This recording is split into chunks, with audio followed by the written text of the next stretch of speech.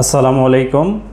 আমি doctor Sakib Ahmed, orthopaedics and trauma consultant হিসেবে লিওটগঞ্জ জেনারেল হসপিটালে প্রতি শনিবার সকাল 11টা থেকে দুপুর 2:30টা পর্যন্ত চেম্বার করতেছি। আজকে আমি আপনাদেরকে দেখাবো কিভাবে প্যাটেলা ফ্র্যাকচারের আমরা প্লাস্টার করি। আমার এই রোগীটি মোটরসাইকেল থেকে পড়ে যাওয়ার পরে সে তার হাঁটুতে ব্যথা পায়, তো হাঁটুটি অনেক ফুলে যায়। তো আমার কাছে আসার পরে আমি দেখি যে তার হাঁটুর মধ্যে ব্লিডিং হয়েছে, যেটা আমরা মেডিকেলের ভাষায় হেমার্থ্রোসিস বলে থাকি। এবং তার এক্স রে করি, এক্স-রেতে দেখা যায় যে তার আনডিসপ্লেসড প্যাটেলা ফ্র্যাকচার হয়েছে। তো আনডিসপ্লেসড প্যাটেলা ফ্র্যাকচার আমরা সিলিন্ডার কাস্ট দিয়ে রাখি। তো চলুন সিলিন্ড্রিক্যাল কাস্ট কীভাবে দিই দেখে আসি।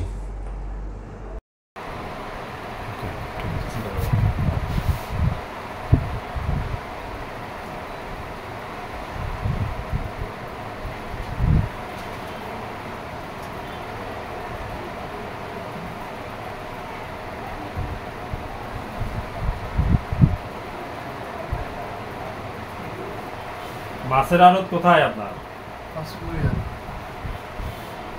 এখান থেকে কত দূর? 15 মিনিট। কোন দিকে এটা? ওই গলির ভিতরে?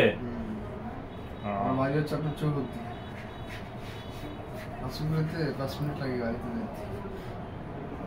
তো আপনার মাছের আড়তে কি কি মাছ? সব চাষের মাছ নাকি নদীর মাছও থাকে? চাষের মাছ থাকে, নদীর মাছ থাকে, মানে একটু নদীর কি কি মাছ আছে? নদীর মাছ আছে আপনার জাটকা, চিংড়ি, ইলিশ। জাটকা ইলিশ কোন জাতটা আসে? চাঁদপুর থেকে আসে। চিংড়ি কোন দিয়ে? চিংড়ি আপনার চাষের চিংড়ি আছে, দেশি চিংড়ি আছে মাঝে মধ্যে। চাষের চিংড়ি কোনগুলা? ছোট ছোট না বড় বড়? বড় বড়। কত করে চাষের চিংড়ি? বিয়ের অনুষ্ঠানে যে খাওয়ায়। হ্যাঁ হ্যাঁ হ্যাঁ হ্যাঁ। এটি কত করে? এটা 600, 1200, 1400 কেজি। আচ্ছা, আপনার সব দাম আছে।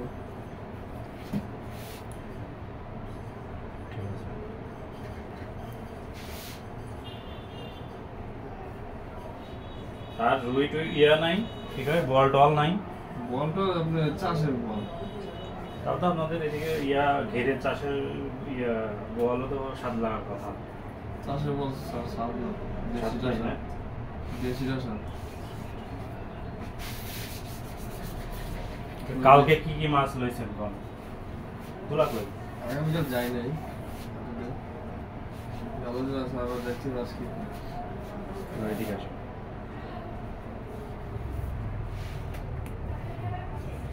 স্যার কি মাছ পছন্দ করেন? আমি তো সব মাছ খাই, সব। পুদর বাজার করি তো প্রত্যেক সপ্তাহে। যখন বৈধ বিশ্বরোড। হ্যাঁ, দিয়ে তো আমার বড় হয়ে যায় মাছ নিয়ে ভাবুন বেশ। আমার আলাদা থেকে নেয়।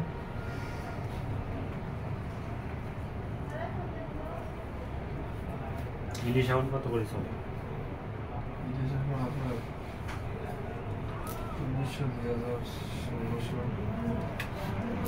এটা বর্ষি এগুলা চাঁদপুরের এগুলা?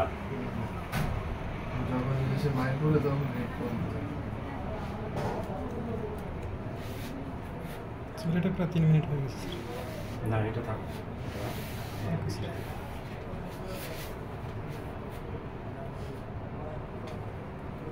আলমগীর ভাই, জিরো এদিকে দেন।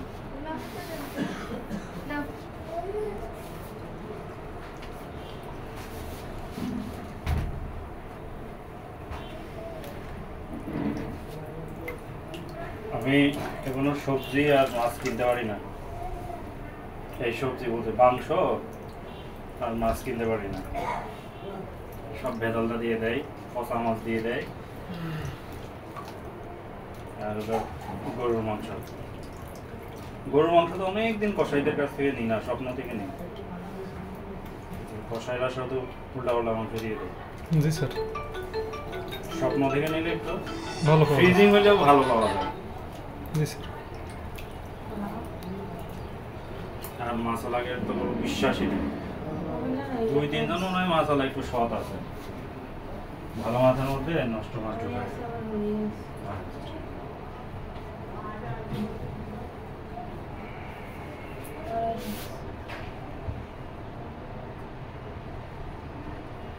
আর আপনারা তো আরো তো একেবারে জেতা মাছ নিয়ে আসেন না, তারপরে না আপনারা আস্তে আস্তে বিক্রি করেন, এছাড়া বরফ টরফ দিই মুড়ি টড়ি, তারপরে এক একশো করে বিক্রি করেন। আরো থেকে মাছ কিনলে তো ভালো, রুইয়া মাছটা পাওয়া যায়, ফ্রেশটা পাওয়া যায়। ফ্রেশটা পাওয়া যায়। একটু দাম দিয়ে হলেও ভালো মাছ পাওয়া যায়। মাছ লাগলে না একদিন সমস্যা নেই। হ্যাঁ, মাছ তো লাগেই, এই জন্য না দেখাইতেছি বিস্তারিত, মাছ নিব এই জন্য।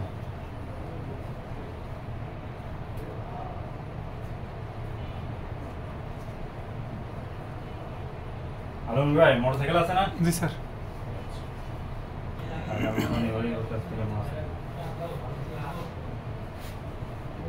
চিংড়ি মাছ, চিংড়ি মাছ, চিংড়ি মাছ আর নদীর যে মাছ থাকে 30 বাদে 30 নিচে থাকে।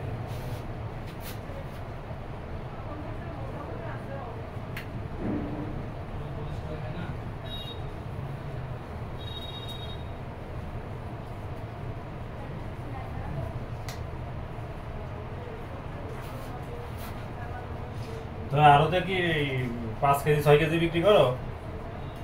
খুচরা বেশি একটা বিক্রি করি না।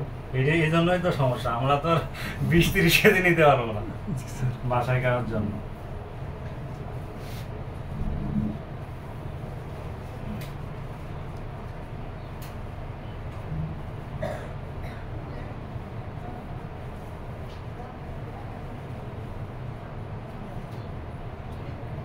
চিংড়ি মাছটা খুব ভালো লাগে। জি স্যার। সবটাই ভালো লাগে, ছোটটিও ভালো লাগে, গুঁড়াটিও ভালো লাগে, বড়টিও ভালো লাগে। গুড়াটি তো আরো ভালো লাগে, গুড়াটি একটু মজা লাগে বেশি, দেশি গুঁড়াটির স্বাদ বেশি, স্বাদ বেশি। এখান থেকে তো ইয়া মাছগুলো যায়, তারাবাইম মাছগুলো তো দেখি প্রতারক হয়, ইলিয়টগঞ্জ থেকে, দাউদকান্দি থেকে তারাবাইম, তারপরে গুলশা টিংরি, পাবদা, এটা জানতো সিস্টার?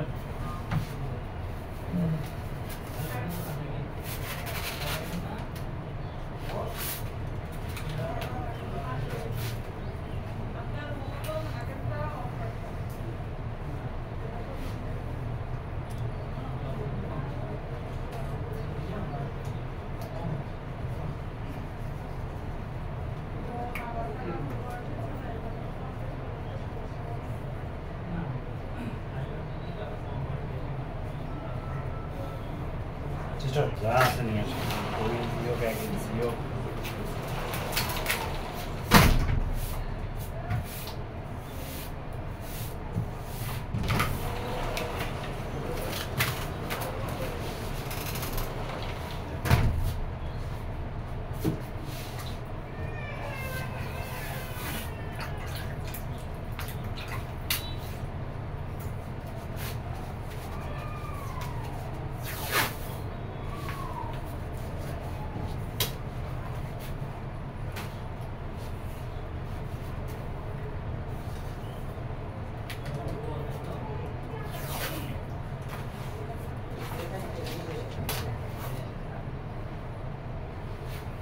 এক্সট্রাটা কই দেখি। এভাবেই আমরা সিলিন্ড্রিক্যাল কাস্ট দিয়ে থাকি। সিলিন্ড্রিক্যাল কাস্ট দেওয়ার আগে আমি আমার এই রুগীটির হাঁটু থেকে যে রক্তগুলো জমছিল সেগুলো কিন্তু বের করছি সুই দিয়ে, সিরিঞ্জের মাধ্যমে ব্লাডগুলো অ্যাসপিরেশন করে এরপরে আমরা প্লাস্টারটা দিয়ে দিই। এই প্লাস্টারটা 3 to 4 উইকস থাকবে। এরপরে আমরা ওকে আস্তে আস্তে হাঁটতে দিব।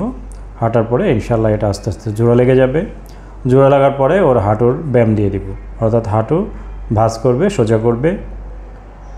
প্যাটেলা ফ্র্যাকচার যদি আনডিসপ্লেস ফ্র্যাকচার হয় সেক্ষেত্রে প্লাস্টার দিয়েই সম্পূর্ণরূপে জোড়া লেগে যায়। কিন্তু ডিসপ্লেস ফ্র্যাকচার যদি হয়, অর্থাৎ অ্যাভালশন ফ্র্যাকচার যদি হয়, সেক্ষেত্রে কিন্তু অপারেশন করা লাগে। তো প্যাটেলা ফ্র্যাকচারের অপারেশনটি আমরা করে থাকি open reduction and internal fixation by modified tension band wiring. এছাড়া circumferential wiring, Magnuson wiring, open reduction and internal fixation by K wire আর ক্যান্সেলাস স্ক্রু দিয়েও আমরা অপারেশনগুলো করে থাকি। কিন্তু অবশ্যই অপারেশনে যেতে হবে, কেননা এটি একটি ইন্টারআর্টিকুলার ফ্র্যাকচার। আর ইন্টারআর্টিকুলার ফ্র্যাকচার নি জয়েন্টের ক্ষেত্রে আপনাকে অবশ্যই অপারেশনে যেতে হবে, কিন্তু আনডিসপ্লেসড ফ্র্যাকচার যদি হয় সেক্ষেত্রে অপারেশনের কোনো দরকার নেই। তো এরকম যদি ভাঙা থাকে তাহলে অবশ্যই আপনি আপনার নিকটস্থ অর্থোপেডিক সার্জনের কাছে যাবেন। তার কাছে গেলে আপনি সঠিক চিকিৎসা পাবেন। সেক্ষেত্রে আপনার পায়ের পঙ্গুত্ব থেকে আপনি দূরে থাকতে পারেন। অনেকেই বলে, স্যার আমার এই রোগীটি বলছে, স্যার আমি তো হেঁটে আসছি, তাহলে কি আমার পা ভাঙছে? আসলে প্যাটেলো ফ্র্যাকচারের রোগীরা কিন্তু হাঁটতে পারে। আমার আগের একটি ভিডিওতে দেখাইছি যে কোন কোন ফ্র্যাকচারের রোগীরা আমাদের কাছে হেঁটে আসে। আপনারা ইচ্ছা করলে সে ভিডিওটি দেখে আসতে পারেন। তো যে কোনো ফ্র্যাকচারজনিত কারণে বা আঘাতজনিত কারণে অবশ্যই আপনি আপনার নিকটস্থ অর্থোপেডিক সার্জনের কাছে যান। সেক্ষেত্রে আপনার পায়ের এবং হাতের পঙ্গুত্ব থেকে আপনি রক্ষা পেতে পারেন। আর আমার এই ভিডিওটি দেখে যদি ভালো লেগে থাকে অবশ্যই লাইক, কমেন্ট এবং শেয়ার করবেন। এবং পায়ের বাটি ভাঙা সম্পর্কিত জন্য কোনো প্রশ্ন থাকে অবশ্যই কমেন্ট করে জানাবেন। আর আমার চ্যানেলে যারা নতুন আছেন অবশ্যই সাবস্ক্রাইব করে নেবেন, যাতে পরবর্তী ভিডিওগুলোর নোটিফিকেশনগুলো আপনাদের কাছে খুব দ্রুত পৌঁছে যায়। তো সবাই ভালো থাকবেন, সুস্থ থাকবেন। ধন্যবাদ সবাইকে।